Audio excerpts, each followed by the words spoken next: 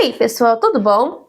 Acredito eu que vocês já devam ter assistido ou pelo menos ouvido falar do filme de terror A Garota Infernal, estrelado por nada mais nada menos do que Megan Fox. Mas e se eu te contar que esse filme não foi criado aleatoriamente por uma criação qualquer e que ele foi inspirado em uma história real, que nesse caso a vítima foi Elise Mary Paller. O filme conta a história de uma estudante que é para uma banda de rock e eles, na esperança de alcançar fama e sucesso, a oferecem como sacrifício em um ritual satânico. Porém, ela acaba sendo possuída e matando a todos, né? Só que com Elise, vamos dizer que não foi diferente. Ela também foi morta e entregue como forma de oferenda e sacrifício em um ritual pelos mesmos motivos, fama e sucesso. Praticamente uma boa parte do filme, assim que conhecemos a história de Elise, vemos que muitos pontos batem com a realidade. E já parou para pensar em como a linha entre a realidade e a ficção pode ser assustadora? Como sempre tem uma verdade por detrás das câmeras? Enfim, fica comigo até o final do vídeo que eu vou te contar tudo, como realmente aconteceu. Mas antes, não se esqueça de se inscrever no canal, caso seja novo por aqui. E já deixe seu like também. E agora, chega de mais delongas, bora pro caso de hoje?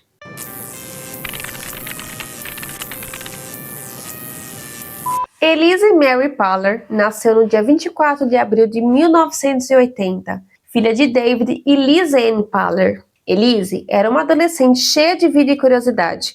Tinha um talento especial. Ela desenhava e costurava seus próprios vestidos. Na época, ela tinha 15 anos e é descrita por amigos e familiares como doce, gentil e reservada. Ela praticava esportes e fazia parte do coral da igreja. Era uma jovem cristã bem devota. Ela sempre chamou muita atenção. Tinha longos cabelos loiros, olhos azuis e um futuro promissor pela frente. Tinha um sonho em se tornar atriz e poderia facilmente brilhar nos concursos de beleza ou nas próprias telas de Hollywood. Moradora de Arroio Grande, uma pacata cidade litorânea de Califórnia. E apesar de ser uma cidade pequena, Arroio Grande tinha um certo histórico, vamos dizer que sombrio. O índice de criminalidade por ali era relativamente alto. Na década de 1990, Arroio Grande enfrentou um desenvolvimento acelerado, mas também um crescimento preocupante nas taxas de criminalidade. O uso de drogas ilegais se espalhou, com o crack e a metanfetamina ganhando força. A cidade se tornou um verdadeiro ponto de concentração de atividades de gangues e mesmo com cerca de 14 mil habitantes, registrou um número alarmante de crimes violentos, como tiroteios e esfaqueamentos, totalizando cerca de 100 casos em apenas um ano, bem acima da média nacional. Os maiores relatos ali existentes eram de adolescentes, e todos os moradores sabiam que poderiam se tornar a qualquer momento uma estatística de algum crime violento.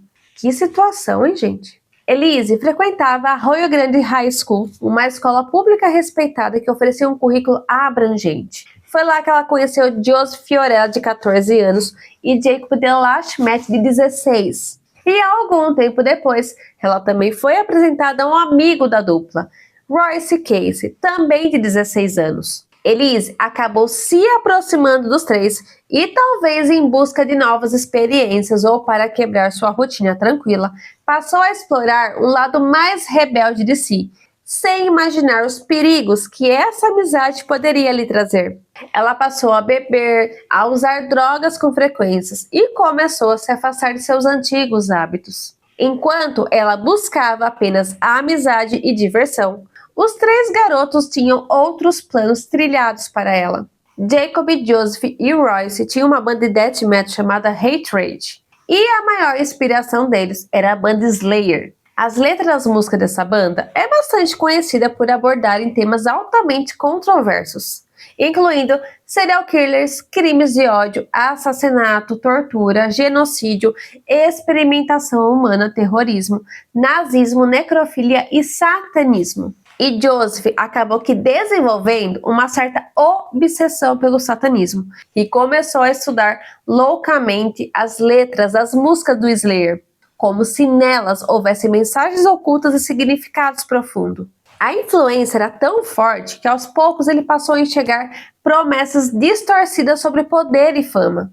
Foi então que ele se reuniu com Jacob e Royce e os convenceu de que teriam que fazer um sacrifício humano para que pudessem impulsionar a banda deles. No meio daquele fuzuê todo de palavras, eles acreditavam que, ao oferecer uma vida inocente ao diabo, ganhariam talento sobrenatural para tocar melhor e, assim, alcançariam sucesso musical. De início, Jacob e Royce acharam tudo muito confuso e absurda a ideia, mas acabaram que cedendo. Joseph, como já tinha se aprofundado no assunto, começou a compartilhar com seus amigos todo o seu conhecimento, tornando assim meio que o líder do grupo. Tomando como base nas músicas da banda, eles arquitetaram o plano e, analisando todos os pretextos, tiveram como alvo Elise. Na cabeça deles, ela era a pessoa ideal. Com a sua beleza, juventude e pureza, se tornaria o sacrifício perfeito. A primeira tentativa de tirar a vida de Elise aconteceu meses antes do assassinato real. Naquele dia, Joseph e Jacob a convidaram para um passeio até a região da mesa de Nipomo, uma área afastada com uma ravina íngreme, localizada a cerca de 14 quilômetros da casa de Elise. Eles foram acompanhados por um outro adolescente que não era Royce. E o plano era simples e cruel: isolar Elise, encurralá-la e matá-la no local. E um dos garotos fingiu escorregar pela ravina e Elise, sem desconfiar de nada, desceu para ajudá-lo. E lá embaixo, Joseph jogou uma faca para o amigo e o instigou a esfaquear a garota. Mas o adolescente hesitou. Ele simplesmente segurou a arma e congelou. Elise, sem entender a gravidade da situação, pensou que tudo não passava de uma brincadeira de mau gosto. Só que o que ela não sabia era que aquilo estava longe de ser uma piada, e por não enxergar a gravidade, acabou que não contando para ninguém sobre o ocorrido e continuou se encontrando com os garotos. Depois da primeira tentativa fracassada, o trio passou semanas planejando cuidadosamente como fariam para concluir o que chamavam de sacrifício. Agora, com Royce totalmente envolvido no plano, os três começaram a discutir os detalhes com mais frequência. Jacob chegou até a mencionar que no começo tudo era pura diversão, que eles fumavam maconha, tocavam guitarra e escutavam seus heavy metal. Até que do nada, Joseph perguntou: "Você estaria disposto a sacrificar uma virgem?" Na hora, ele disse ter respondido: "Ah, qualquer coisa", mas sem imaginar que ele estivesse falando sério. Mas Joseph falava e falava muito sério. E a cada dia que passava, o plano ganhava cada vez mais forma. Para eles, Elise era a vítima ideal. Confiava nos três, era jovem, loira de olhos azuis, bonita e, para completar a cerejinha do bolo, virgem. O que na cabeça deles se tornava o sacrifício ainda mais poderoso. Então, na noite de 22 de julho de 1995, eles decidiram agir. Eles estavam em casa assistindo televisão com a família quando recebeu uma ligação dos amigos. Jacob, Joseph e Royce disseram que tinham um pouco de maconha e a convidaram para se encontrar em um bosque de eucaliptos nos arredores da cidade. Inocentemente, ela aceitou o convite, sem imaginar o pesadelo que aquela noite traria para ela. Elise deu uma desculpa qualquer para os seus pais e foi para o seu quarto, onde logo em seguida saiu de fininho indo se encontrar com os garotos. O grupo seguiu como combinado para o Bosque de Eucaliptos, um local isolado, conhecido por eles como Templo da Perdição. Assim que chegaram, acenderam um cigarro de maconha. Enquanto Elise relaxava, inocente, acreditando estar apenas passando mais uma noite com seus amigos, os três garotos aguardavam em silêncio o momento exato para colocar em prática seu plano macabro. Quando acharam que era a hora certa, Jacob agiu primeiro. Tirou o cinto e o enrolou com força em volta do pescoço de Elise. Royce foi o próximo a agir. Enquanto Jacob a estrangulava, ele agarrou os braços de Elise, imobilizando-a. Ela tentou se soltar, confusa, desesperada, sem entender por que seus amigos estavam fazendo aquilo. Mas não houve tempo para respostas. Joseph se aproximou com uma faca de caça nas mãos e começou a esfaqueá-la no pescoço. Elise gritava, chorava, rezava, chamava pela mãe, mas seus pedidos foram totalmente ignorados. Os três, tomados por tamanho fanatismo, se revezavam entre os golpes. Eles a sufocaram e esfaquearam ao menos 12 vezes, e Elise sangrou lentamente, até que seu corpo não resistiu mais. Resumindo, Elise morreu apenas por perder muito sangue. Ela sofreu literalmente até a última gota. Quando ela parou de respirar, você pensa que o horror terminou por aí? Claro que não. O que aconteceu depois ultrapassou todos os limites da crueldade. Com o corpo da Elise já sem vida, Joseph, Jacob e Royce cometeram atos de necrofilia. Isso mesmo que vocês ouviram. Cada um deles abusou sexualmente dela, como se a violência brutal do assassinato não tivesse sido suficiente. Os meninos deixaram o corpo de Elise ali mesmo, jogado no bosque de eucalipto, sozinha, coberto com folhas e galhos, como se ela nunca tivesse significado nada. Voltaram para suas casas e seguiram suas vidas como se não tivessem acabado de cometer um dos crimes mais cruéis da história da Califórnia. E para piorar mais um pouquinho, dias depois, Joseph chegou a se gabar para um amigo de que havia retornado ao local novamente e teria repetido o abuso com o cadáver. Tudo isso por causa de uma obsessão doentia por fama e poder. Como se não bastasse terem tirado a vida dela de forma tão cruel, ainda submeteram seu corpo a mais uma terrível violação. Enquanto isso, a família Paller estava desesperada. Elise havia dito que estava indo dormir naquela noite. Quando eles perceberam que ela não estava em casa, o medo se instalou. Eles fizeram buscas, espalharam cartazes, pediram ajuda da comunidade e não chegaram a nenhuma conclusão. Elise simplesmente havia desaparecido.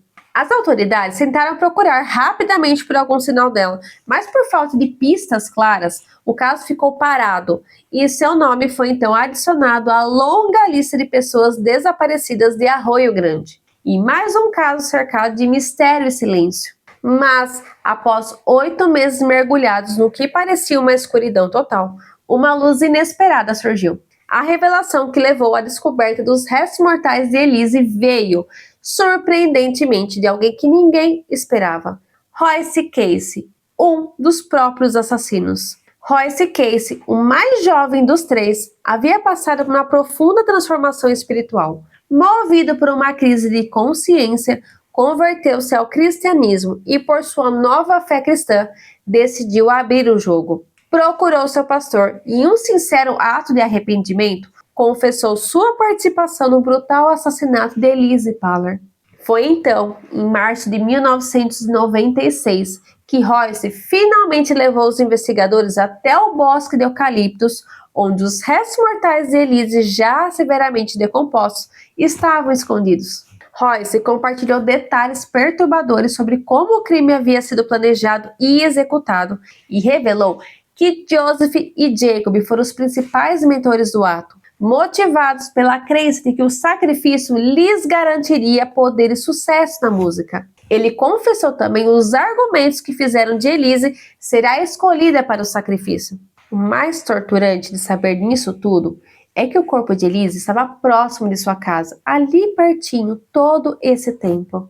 Mas a confissão de Royce trouxe um certo alívio à família Paller e à comunidade. Afinal, após meses de angústia, a verdade finalmente veio à tona. E em pouco tempo, o caso ganhou grande repercussão na mídia local e nacional. E todos ficaram horrorizados pela verdadeira motivação do crime. Em 2001, Joseph Fiorella, Jacob de la Schmidt e Royce Casey foram levados a julgamento. E durante o processo, detalhes sombrios sobre o assassinato de Elise foram revelados, incluindo o envolvimento dos três em um ritual satânico, a motivação ligada à influência do death metal e a crueldade dos atos cometidos. Os promotores argumentaram que os jovens não apenas cometeram um assassinato hediondo, mas também praticaram atos de tortura e necrofilia, demonstrando uma perversidade extrema. Eles foram acusados ao total de 7 crimes, incluindo homicídio, conspiração para cometer o crime e conspiração para cometer sequestro. Apesar dos esforços da defesa para minimizar o envolvimento e a influência do satanismo e da música na motivação dos réus, o júri condenou os 3 adolescentes por assassinato em primeiro grau e os outros crimes relacionados. Royce chegou a mencionar que sua maior motivação em contar tudo o que tinha acontecido após se converter foi pelo arrependimento e porque sentia medo de um dia voltar a ter vontade de tirar a vida de alguém novamente, ou até mesmo de se tornar vítima dos seus próprios ex-colegas. Já Jacob e Joseph, surpreendentemente, foram diretos. Afirmaram que, se fosse preciso, matariam novamente em nome de Satanás. Enfim, no final, Jacob, Joseph e Royce não contestaram as acusações pelo assassinato de Elise Paller e cada um foi sentenciado a cumprir 25 anos de prisão perpétua sem possibilidade de liberdade condicional imediata. Após a morte de Elise, seus pais processaram a banda Slayer em 1996, alegando que as músicas influenciaram diretamente os assassinos. O processo foi adiado até o julgamento dos réus, mas acabou sendo rejeitado. Segundo o juiz, embora as letras fossem ofensivas, elas não continham instruções diretas para os crimes cometidos. Não contentes com o veredito, os Paller entraram com um segundo processo contra a banda Slayer, acusando-os de distribuir material nocivo a menores. No entanto, o juiz decidiu que a música não era prejudicial às crianças, como foi alegado, e o caso foi novamente rejeitado. Mas, após alguns anos na prisão, Jacob declarou que as músicas dos Slayer, apesar do conteúdo delas, não foi a verdadeira motivação para o crime acontecer. A verdade era que Joseph tinha uma certa obsessão por Elise. Ele era obcecado literalmente em matá-la. Já em julho de 2025, temos essas atualizações. Quando eles foram condenados, por motivos óbvios, Jacob, Joseph e Royce foram direcionados a cumprir suas sentenças em instalações prisionais separadas na Califórnia. Royce Casey apresentava bom comportamento dentro do presídio, participou de programas de reabilitação e estudava para tirar um diploma de bacharel especializado em psicologia e sociologia. Ele chegou a ter até uma liberdade condicional aprovada por um juiz em 2022, mas a decisão foi revertida 2 vezes. Primeiro pelo governador Gavin Newsom e depois pelo Tribunal de Apelações da Califórnia. Ambos alegaram que Royce, apesar de seu histórico ali dentro, ainda representava risco à sociedade e não demonstrava total compreensão da gravidade do crime. Atualmente, ele continua preso na Valley State Prison. Joseph Fiorella tornou-se elegível para a liberdade condicional em julho de 2023, após abrir mão do direito a uma audiência por 1 ano. No entanto, até o momento não há registros públicos de que ele tenha sido libertado ou de qualquer decisão definitiva sobre sua condicional. Ele segue detido na High Desert State Prison. E Jacob DeLash-Schmidt cumpria a pena na California Training Facility até ser libertado em julho de 2025. E é isso, pessoal. Agora vocês conseguem ver a verdadeira similaridade com o filme Garota Infernal, né? Primeiro, temos a menina bonita, jovem e virgem. Depois temos uma banda de rock que adora o diabo. Aí a loucura do ritual, o sacrifício em troca de fama e poder. E no final, o assassinato. Claro que a ficção deu sua complementada, né? Mas a base no enredo tá tudo aí. No filme, o diferencial foi só a possessão, né? Mas não deixa de ser cruel ao mesmo tempo, né? Tanto na ficção quanto na vida real, né, gente? Até hoje, esse ainda é um dos crimes juvenis mais chocantes da Califórnia. Fala sério, né, gente? Como é assustador ver como a obsessão de fama e poder pode bagunçar com a cabeça das pessoas. Aí já tem acreditado, né? Quer conhecer o caráter das pessoas, só dá dinheiro e poder para eles. Aí já diz tudo, já diz como a pessoa é. Ainda mais quando pega adolescentes cheios de inseguranças e influências erradas. Aí não pensa direito, se deixa influenciar e vai lá e faz merda. Mas enfim, gente, me deixa aqui nos comentários se vocês já conheciam essas histórias, essa ligação com o filme, o que vocês pensam sobre tudo que foi mencionado aqui. Aproveitem se você gostou desse vídeo, já se inscrevam no canal, deixe um super like e compartilhe com seus amigos que gostam desse tipo de conteúdo também. E eu vou ficando por aqui, obrigado por assistir, nos vemos no próximo vídeo e tchau!